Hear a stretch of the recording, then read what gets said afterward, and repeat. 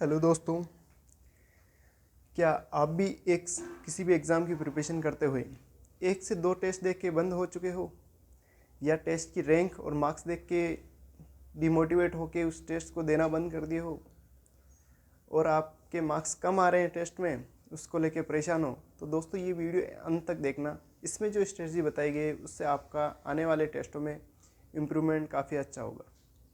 तो ये वीडियो अंत तक ज़रूर देखें। हेलो दोस्तों, कैसे हो आप सब लोग? दोस्तों, मैं अजीत खड़त स्टडी विद अजीत पे आपका हार्दिक स्वागत करता हूं। दोस्तों, आज हम बात करेंगे कि जो भी अपन टेस्ट पेपर देते हैं तो उसमें जो मार्क्स आते हैं उनको कैसे इंक्रीज़ करा जाए और उस टेस्ट का कैसे अच्छे से यूटिलाइज़ किया जाए। क्योंकि अधिकतर क्या होता है दोस्तों, हम जैसे भी एक या दो टेस्ट देते हैं तो हम डिप्रेशन में आ जाते हैं कि हमारे मार्क्स कम आ रहे हैं, क्योंकि हमारी रैंक भी काफ़ी कम आती है। तो उस समय हम ज़्यादा टेस्ट नहीं पाते, 2 से 5 टेस्ट देखने के बाद हम रुक जाते हैं। लेकिन दोस्तों, मैं आपको बताऊंगा कि एग्जैक्ट अपन को टेस्ट कैसे देने हैं और कितने टेस्ट देने हैं और कैसे उसमें इम्प्रूव करके हम हमारी स्कोरिंग अच्छी कर सकते हैं। धीरे धीरे आप भी अच्छी रैंक लाने लग जाओगे, 85 से 90 परसेंटाइल के ऊपर आने लग जाओगे। आपको करना क्या है, जो मैं टिप्स बताऊँगा आपको उसको फॉलो करना है। अगर आप उस टिप्स को फॉलो करते तो आप किसी भी एग्ज़ाम में अच्छा स्कोर कर सकते हो। दोस्तों, टेस्ट पेपर अपनी जो एग्जैक्ट प्रिपरेशन है उसको एनालिसिस करने का एक बेस्ट तरीका है। आप टेक्स्ट बुक, ग्रेड अप, ओली बोर्ड, कोई सी भी टेस्ट सीरीज ले सकते हैं और उसके टेस्ट को एनालिसिस कैसे करना है वो आपको मैं बताऊंगा। और आपको टेस्ट कैसे देना है, अगर आपकी एक बार प्रिपरेशन हो जाती है तो उस टेस्ट देके आप अपनी प्रिपरेशन को बूस्ट कर सकते हो और उससे आपको काफ़ी हेल्पफुल मिलेगी। तो दोस्तों, स्टार्ट करते हैं कि टेस्ट को एनालिसिस कैसे करना चाहिए।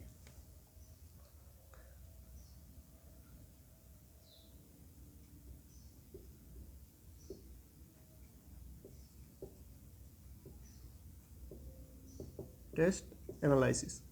दोस्तों, आपने कोई भी टेस्ट सीरीज़ खरीद रखी होगी, टेक्स्ट बुक और ग्रेड अप।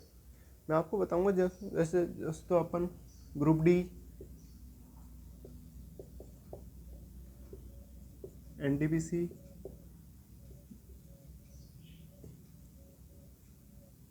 या एसएससी, जब अपन इनके कोई भी टेस्ट देते हैं तो अगर आपके बहुत कम मार्क्स आ रहे हैं तो आपको सबसे पहले क्या करना है, जैसे अपन एक दो टेस्ट देके देखते हैं तो अपन को पता चलता है यार अपन तो बहुत अपनी प्रिपरेशन उस हिसाब की नहीं है, तो अपन इस रेंज में नहीं है, अपना क्या होगा, अपन इस एग्ज़ाम को कैसे क्वालिफाई कर पाएंगे।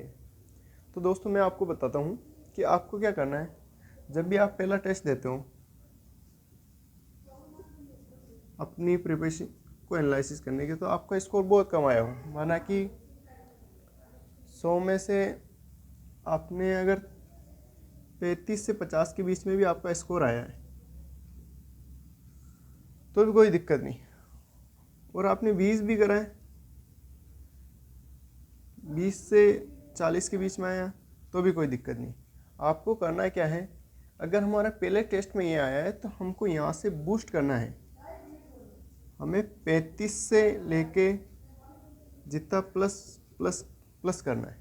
कैसे करना है वो मैं बताता हूँ।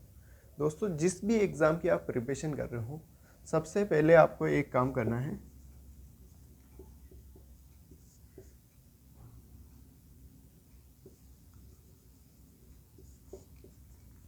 सबसे पहले तो जो आपको स्टडी मटेरियल उसका गाइड है पूरा, उसको एक बार कंप्लीट कर लेना है। उसके बाद में आप टेस्ट देना चालू करते हैं।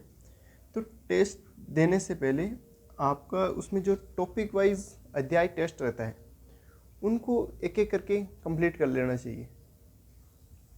सबसे पहले अध्याय टेस्ट, इसको देने के बाद कुछ क्वेश्चन आप सही करोगे, कुछ क्वेश्चन आप गलत करोगे। तो जो गलत क्वेश्चन हुए उनको देखो, उनमें गलती किस वजह से हुई। आपको वो क्वेश्चन आता नहीं था या आते हुए भी आपने कोई सिली मिस्टेक करी है, तो वो चीज़ अपन को नोट करनी है कि यार ये वाली मिस्टेक हमसे नहीं होनी चाहिए, क्योंकि वही मिस्टेक हम एग्ज़ाम में करेंगे। तो ऐसी मिस्टेक से बच के हम अपना इम्प्रूव बना सकते हैं। जैसे आपने अध्याय टेस्ट दिया, उसमें जो क्वेश्चन आपके रॉन्ग हुए उनको अच्छे से सही से एनालिसिस करोगे, यार यहाँ पे ये गलती हुई, उसको आगे नहीं करना है। अगर जीके की है तो जीके वाले पोर्शन में अगर आपको कोई क्वेश्चन गलत होता है तो उसको पढ़ो, ये वाला चैप्टर आपने पढ़ रखा था या नहीं पढ़ रखा था।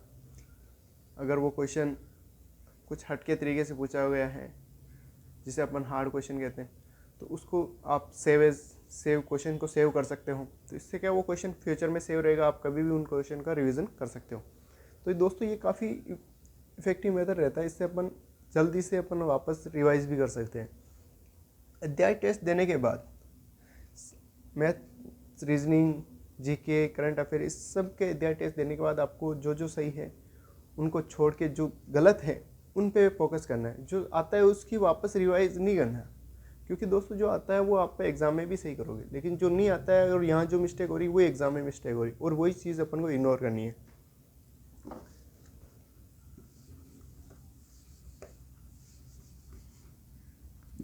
अब दोस्तों बात करते हैं जैसे अपन अब टेस्ट कैसे देने। सबसे पहले आपको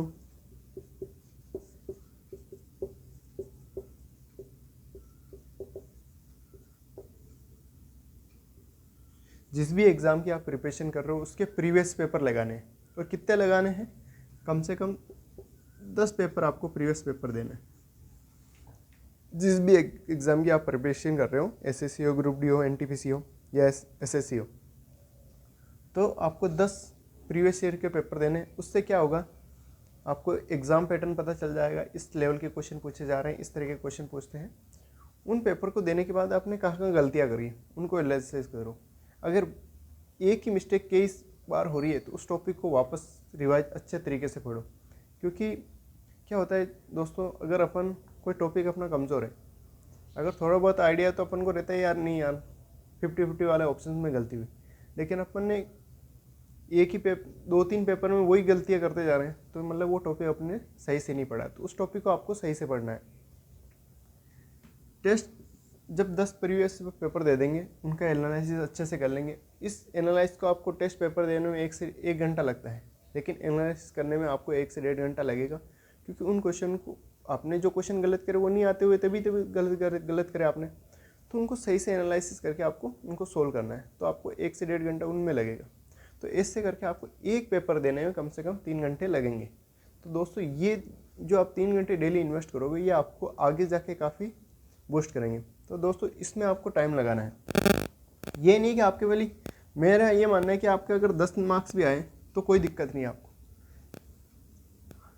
आप नेक्स्ट टाइम करोगे तो आपको 10 से प्लस ही होंगे, क्योंकि आपने 90 क्वेश्चन आपको सीखने को मिले। 100 क्वेश्चन का अपन कोई टेस्ट देते हैं तो अपन अगर 10 सही करें तो 90 क्वेश्चन अपन ऐसे देखे जो अपन को नहीं आते थे। ऐसे आप कभी अगर आपके 50 नंबर आएंगे तो 50 में से 50 सही करें आपने, 50 ऐसे क्वेश्चन देखे हैं जो आपको नहीं आते थे। उन क्वेश्चन का लेवल को चला होगा, किस तरीके से पूछे गए, ये आपको पता चलता है। तो दोस्तों ये धीरे धीरे स्कोर बढ़ना चालू होता है, एक बार में नहीं होता है। जैसे आपने फिर 50 से आप 60 की रेंज में आओगे, फिर 60 से 70 की रेंज में आओगे, बहुत धीरे धीरे प्रोसेस होता है ये। अपने कमियों को पहचानते जाओ और उससे आगे बढ़ते जाओ। दोस्तों जैसे आपने ये अगर ट्रिक अपनाने लग जाओगे, आपका काफ़ी स्कोर बूस्ट होगा और आपको इसको काफ़ी हेल्प मिलेगी। और दोस्तों जो रैंक को देख के हम डिमोटिवेट होते हैं, उससे अपन को कोई लेना देना नहीं। अपन को अपनी प्रैक्टिस करनी। रैंक आपकी जब अच्छी आएगी, जब आपका पूरा आप एक बार 20-30 से 35 टेस्ट दे लोगे, अच्छे से एनालिसिस कर लोगे, तो फिर आप जो भी टेस्ट दोगे उसमें आपको पता चलेगा यार हम पहले से काफ़ी बेटर हैं। क्योंकि पहले बार में सही थोड़ी होता है, अपन धीरे धीरे प्रैक्टिस से सारी चीज़ें सही हो जाएगी। तो दोस्तों आप रैंक को लेके, जो भी आपकी रैंक आए उससे कोई लेना देना नहीं। अगर आप 10,000 के अंदर आ रहे तो कोई नहीं, आप धीरे धीरे 1000 के अंदर आओगे, फिर आप 100 के अंदर आ जाओगे। ये आपकी प्रैक्टिस से होगा। आपको दूसरे से देखते डिमोटिवेट नहीं होना है। और कई लोग क्या करते हैं, अपनी रैंक और अपने स्कोर कम देख के टेस्ट देना बंद कर देते हैं। ये गलती नहीं करनी है। आपके कितना भी स्कोर आओ, आपको टेस्ट देना नहीं छोड़ना है। आप टेस्ट देते रहोगे, आपका स्कोर बूस्ट होगा। धीरे धीरे आप वैसे क्वेश्चन देखोगे जो आपको नहीं आते हैं। तो दोस्तों फिर जो क्वेश्चन नहीं आए हैं और कुछ क्वेश्चन में जो आपको बेस्ट ट्रिक मिली है, क्योंकि उसका सॉल्यूशन भी वहाँ दिया होता है, अगर मैथ्स रीजनिंग कुछ अच्छा सा मेथड है जो आपने नहीं पढ़ रखा तो उसको आप अलग से नोट डाउन कर लो, उस मेथड उस क्वेश्चन को भी लिख लो, ताकि कभी आप रिवाइज करो तो वो क्वेश्चन आपको पता रहेगा इस क्वेश्चन का सॉल्यूशन मुझे इस तरीके से करना है। तो दोस्तों ऐसे करके आप अपनी एग्ज़ाम को बूस्ट कर सकते हो, क्योंकि अगर यहाँ से आपने अपना एग्ज़ाम फियर हटा दिया तो आप कभी एग्ज़ाम भी दोगे तो आपको ये लगेगा मैं टेस्ट दे रहा हूँ, और टेस्ट को सीरियसली देना है बिल्कुल। ऐसा नहीं कि बंद करके वापस चालू कर दिया, ऐसा नहीं। आपको बिल्कुल एक से 1.5 घंटा एग्जैक्ट टाइम कि हाँ मैं टेस्ट के लिए बैठा हूँ और इस टाइम में कुछ भी काम नहीं करूँगा, उस पेपर को सेम ऐसे देना है जैसे हम एग्ज़ाम दे रहे हैं, उसी माइंड से, ताकि आप माइंड सेटअप हो तो आपका एग्ज़ाम का फियर है वो भी घट जाएगा। कभी भी आप एग्ज़ाम दोगे आपको ऐसा नहीं लगेगा कि मैं एग्ज़ाम दे रहा हूँ, क्योंकि आपने ऐसे कि टेस्ट 30 से 40 दे दिए, मतलब आपने 30 से 40 एग्ज़ाम दे दिए। ये बहुत ही अच्छा है। आजकल ऑनलाइन अपन को टेस्ट सारे अवेलेबल हैं, इसका अगर जितना फ़ायदा अपन ले सकते हैं अपने एग्ज़ाम प्रिपरेशन को बूस्ट करते हैं। तो थैंक यू दोस्तों, अगर मेरी स्ट्रेटजी आपको अच्छी लगी तो इसको लाइक एंड शेयर करें। Thank you.